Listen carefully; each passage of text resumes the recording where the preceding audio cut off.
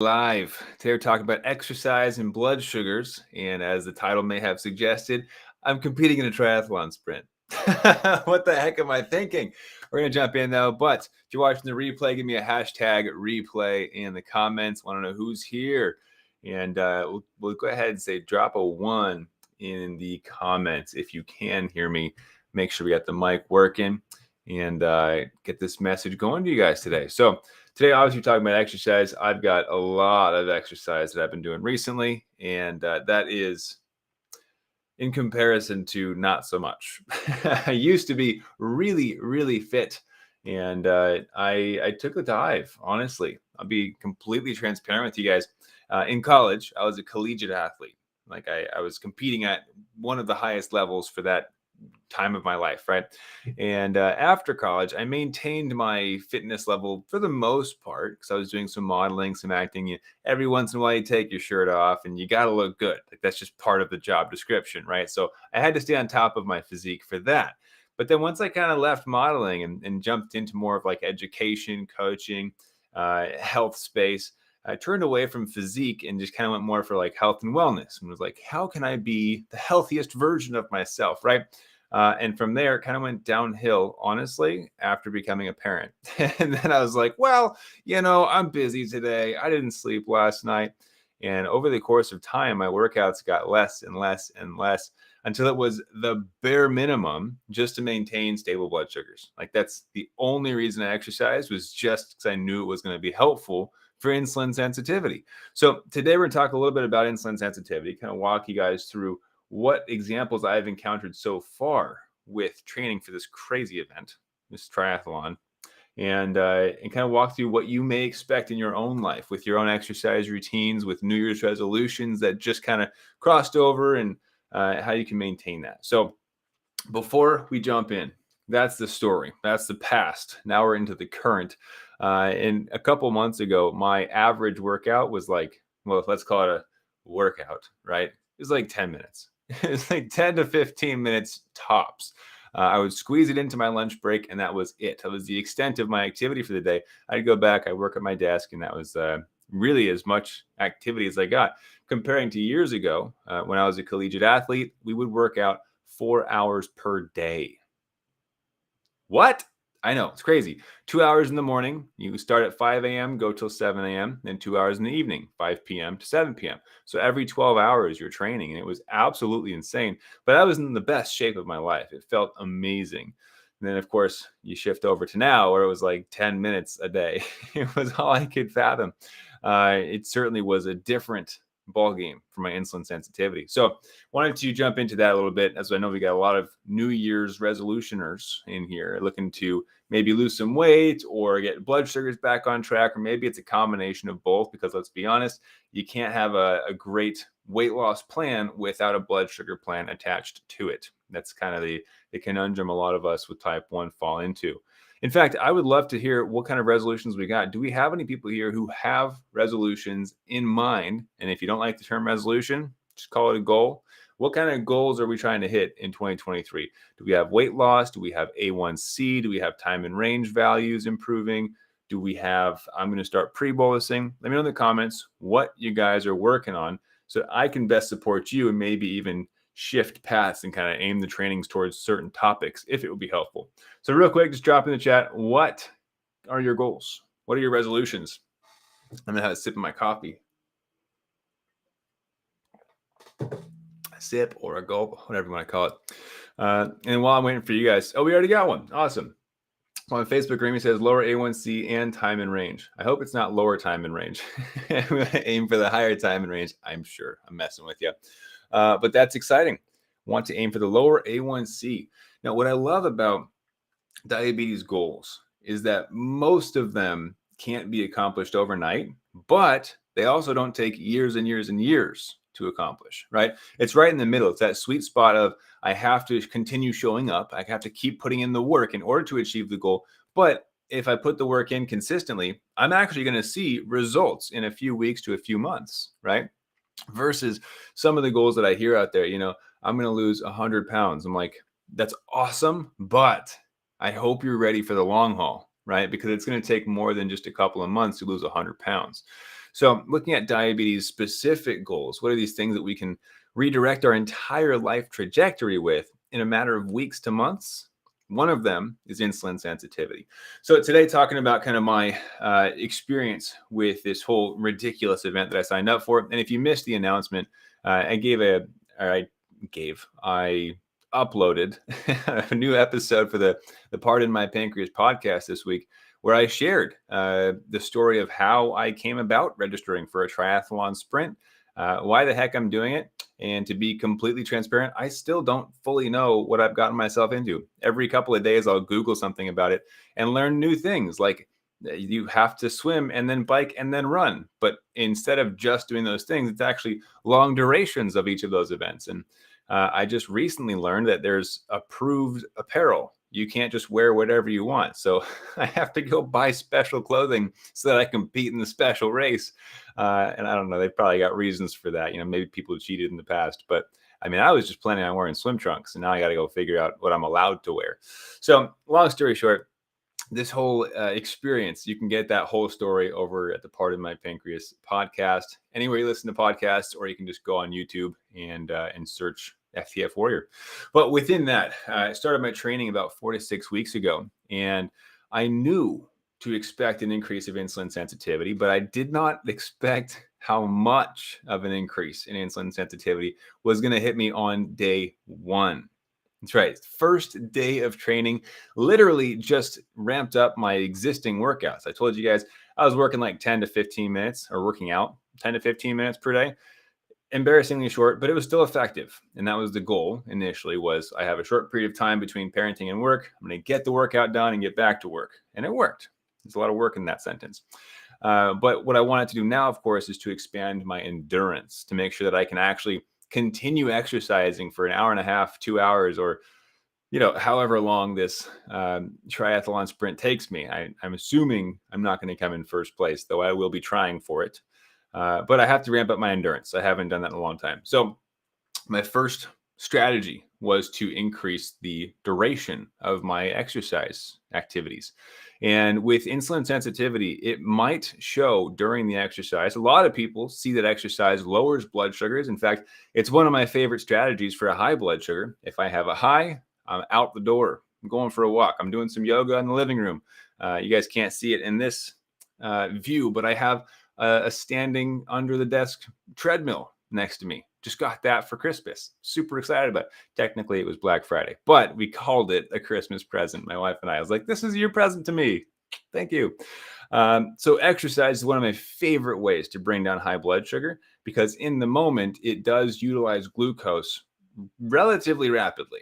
And it's very helpful for most people. We're all a little bit different, so take everything I say with a grain of salt. But with the increase of insulin sensitivity from a longer duration exercise than I was used to, I saw a massive need for sugar many hours later. And this is something I'm actually going into greater detail in the January issue of the Renegade Warriors newsletter. So for anybody who's subscribed to the Renegade Warriors newsletter, I think I spent like 8 pages typing away about what I experienced, the exact amount of carbs I needed, and what happened and why it happened, my reasoning behind different decisions. So excited to get you guys that in the mail. But for everybody else, the less detailed version, I'm not going to read you 8 pages from our newsletter. The idea is the more you exercise in either duration or intensity, the bigger the impacts. And the impacts do change depending on the exercises, right? If they're more intense exercises like weightlifting, powerlifting, sprinting, you're more likely to see an increase of glucose for a number of different reasons, one of them being counter-regulatory hormones. I don't have to get into the science behind it, but the idea is you might see a spike, right? And back in the day, before I was healthy, I used to notice a large spike from exercise in the gym. And for me, I recognized it as extra insulin resistance. One of the reasons why I needed extra insulin when I would go lift. Now, when I lift and I go do garage-based workouts with my weight set, I notice blood sugars are just nice and stable. There's 2 reasons for that. One, I'm a lot more insulin sensitive now, and I've cleaned up my diet. I've cleaned up my act. I'm a lot more healthy as an individual. Even though I don't look as impressive, I'm not this like muscle monster beast. I'm healthier. And so as a result, I noticed a less of a spike from my workouts. Not to say you're unhealthy if you see a spike, but that leads me into my point number two. I used to work out way harder, like a beast. Like take pre-workout and drink coffee, and then I go to the gym and just lift as heavy as possible. And half the time I would get injured, and I just push through it. My whole goal is to build as much muscle as possible, right? Now, nowadays, I don't need all that muscle, and I recognize that for my joint health and growing older, I don't want to have injuries all the time. I value functionality. So I've backed off on the intensity of the exercises, and as a result, I don't see as strong of a spike, right? So that's why I want to add that caveat in there. It's not necessarily that I was unhealthy and that's why I saw spikes then and don't do now. There's other things at play as well, right? Being unhealthy was just part of the puzzle. And so my diet was also a lot wackier back then. Talk about like 1 o'clock in the morning eating California burritos because I was a college kid, right? Like, I'm hungry. It's 1 o'clock in the morning. Let's go get a giant burrito. It's 2,000 calories.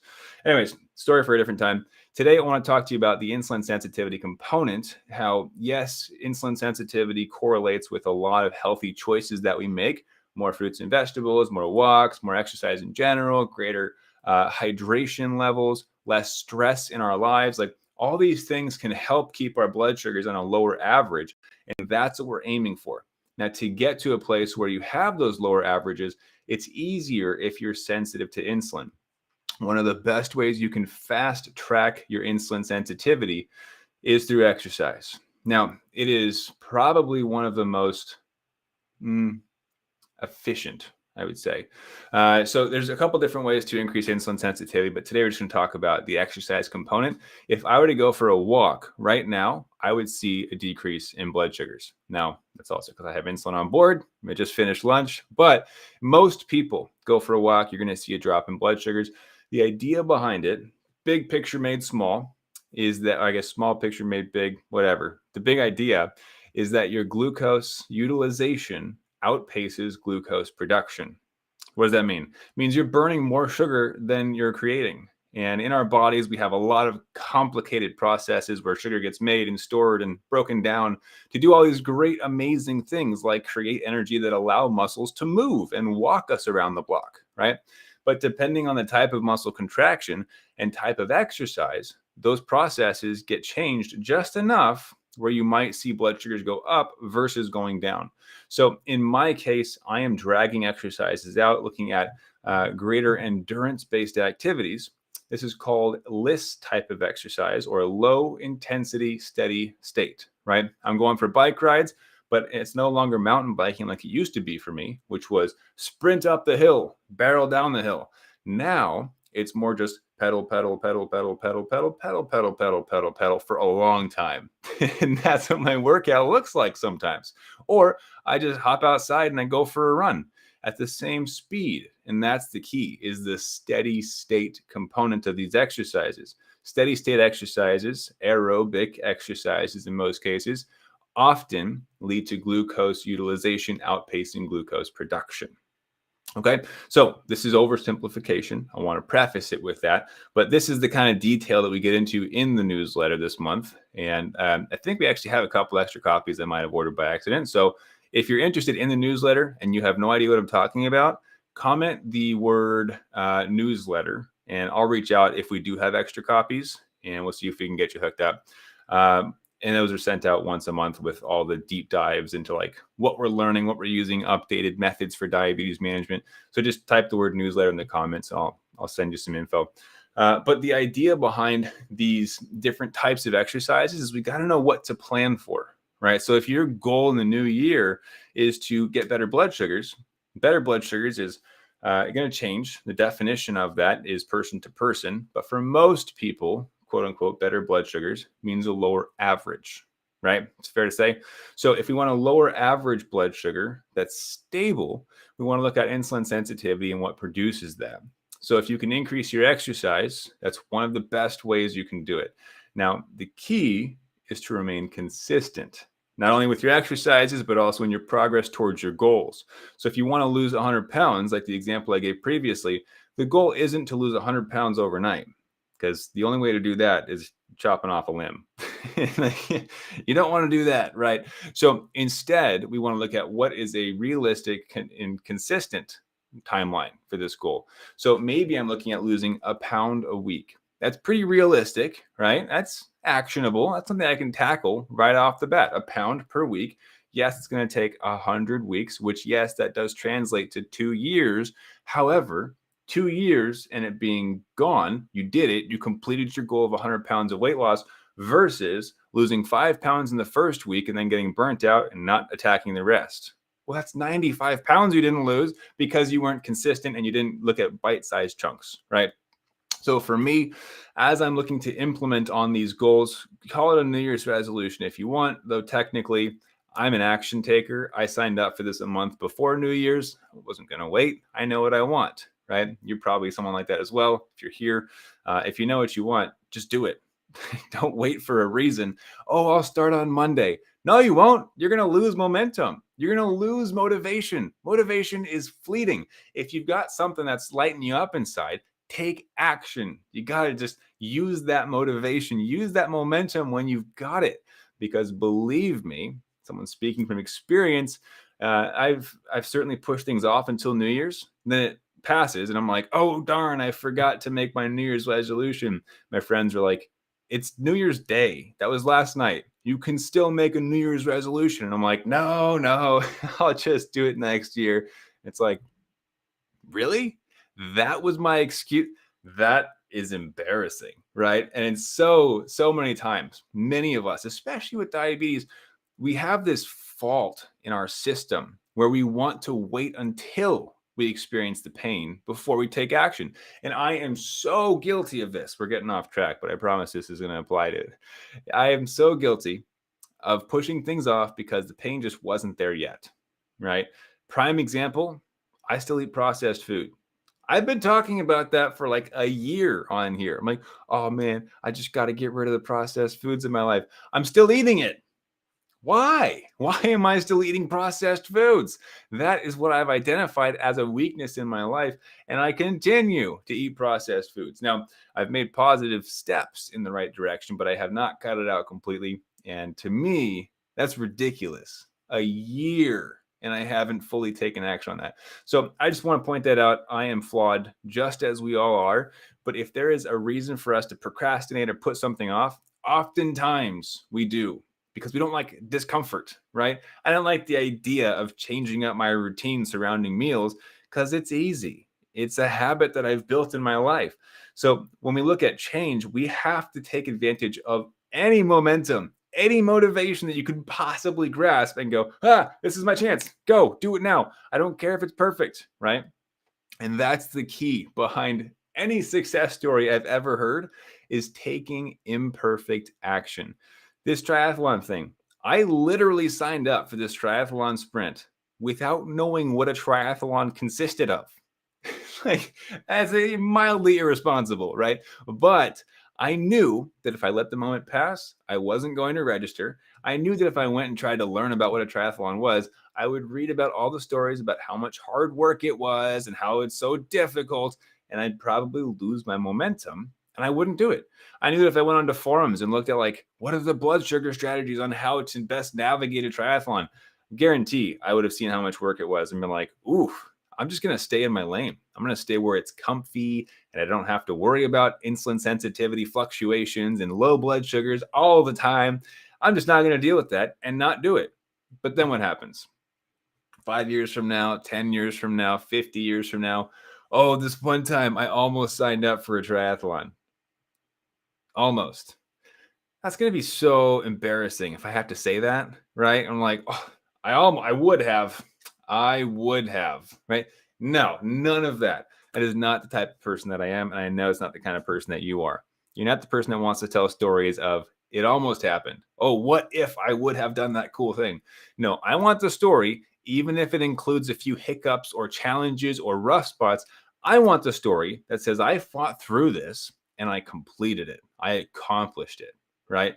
So you got people in the chat saying lower A1C and time in range.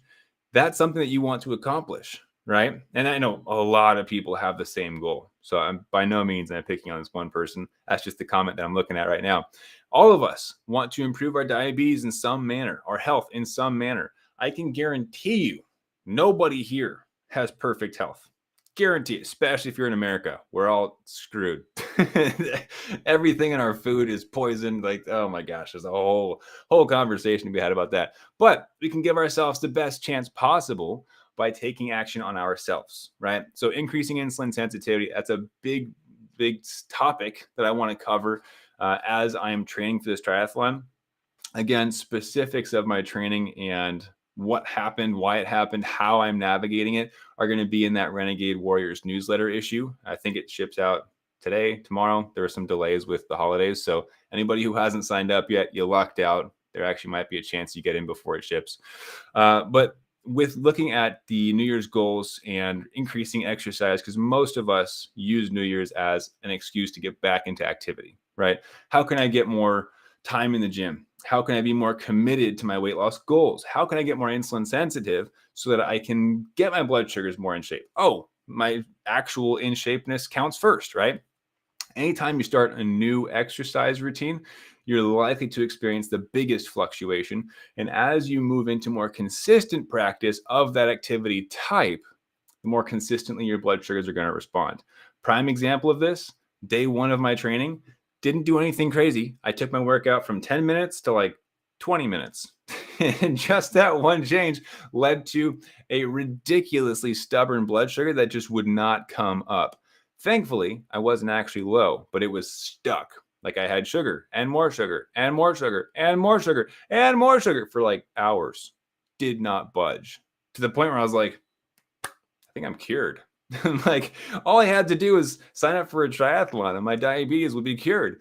Unfortunately, it's not true. I have still seen some high blood sugar since then. But if you're starting a new exercise routine, even if it's just walking, if you've been sitting on the couch for 2 months and now you want to start walking daily, get ready for a boost of insulin sensitivity. And as you build it into more of a consistent habit, you kind of retitrate your basals, your bolus, getting insulin settled again. Your body's going to fall into more of a routine and adapt to it. Our bodies were created to adapt. They are fantastic at that, right? So what you got to look at is day one, it's going to be rough. Day two, also probably rough. It might take a couple days to a couple weeks to really hit your stride and get things moving in the right direction where you feel like you're getting some progress and gaining momentum. But the ultimate goal for us is to maintain momentum. If you feel it, take action. You got to take action. That first step is by far the most uncomfortable. We talk about this on gym podcasts and fitness blogs all the time. If you're on the couch and you want to lose weight, the most difficult part of that process between couch and losing 50 pounds, the most difficult part is getting up off the couch and getting into the gym. Because once you get to the gym, you're not worried about like, oh, well, I'm just going to go home now, right? No, you're going to be like, I'm already here. I might as well do one exercise. You get one exercise, the blood gets pumping. You're like, I mean, I might as well do a second exercise. It'd be a waste of time if I went home now, right? You do your second to your third to your fourth. It's just the first step is so difficult to create momentum. You think about inertia. Objects in motion tend to stay in motion, right? It's not that the object can't be moved. It's just that it's most difficult to move before it begins. So that first step, oftentimes the most difficult. Day one for me sucked. I'm going to be honest with you guys. It was not fun. I did not want to exercise. I rarely do.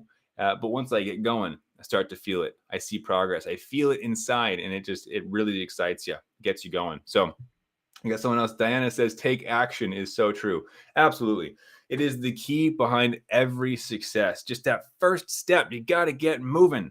Now, of course, if you're looking at exercise as part of New Year's resolutions, I want to warn you, insulin sensitivity can catch you by surprise, and that will also knock you back on your butt.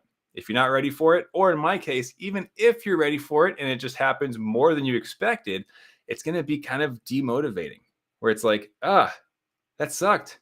I don't want to deal with that. Do I really want to continue exercising? The answer is yes. You're not bad at exercise. You just messed up, made a little human error on the blood sugar side.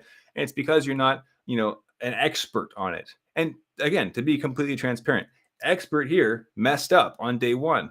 I needed a ridiculous amount of sugar just to stay stable, miscalculated, right? So if you are trying to incorporate exercise into your life, if you're using New Year's as a place in your life to get back on track or to start on the track, that first step is the most difficult, but I also don't want insulin sensitivity being boosted to knock you back on your butt and make you lose all that momentum that you spent so much time and effort building up. Does that make sense? All right. So if you're looking at new workout plans, doesn't matter what kind of workout it is, all of them lead into insulin sensitivity. However, time during the workout versus time after the workout, you might see a difference in blood sugars. Some exercises make you spike. It's crazy to think about, but it's true. Some exercises make you stay stable. Some exercises make you drop. There are ways to structure your workouts so that you don't move. So if you start at 110 and you want to end at 110, there are correct ways to structure these things, right? Different formulas that we teach, different methods to keep blood sugars where they're at or to target a blood sugar and get it to move there. But I want you to understand that blood sugars don't accidentally cooperate. You do have to be proactive about this. And I don't want you to have to learn from mistakes like I did. I want you to actually be proactive about it so you can avoid those pitfalls. Learn from my mistakes, right? If you're starting something new, be ready for that. Personally, I'm adjusting my target. Instead of aiming for like 90 or 100, I'm aiming for like 130 to 150 until I can get this stuff dialed back in. So my insulin sensitivity is through the roof.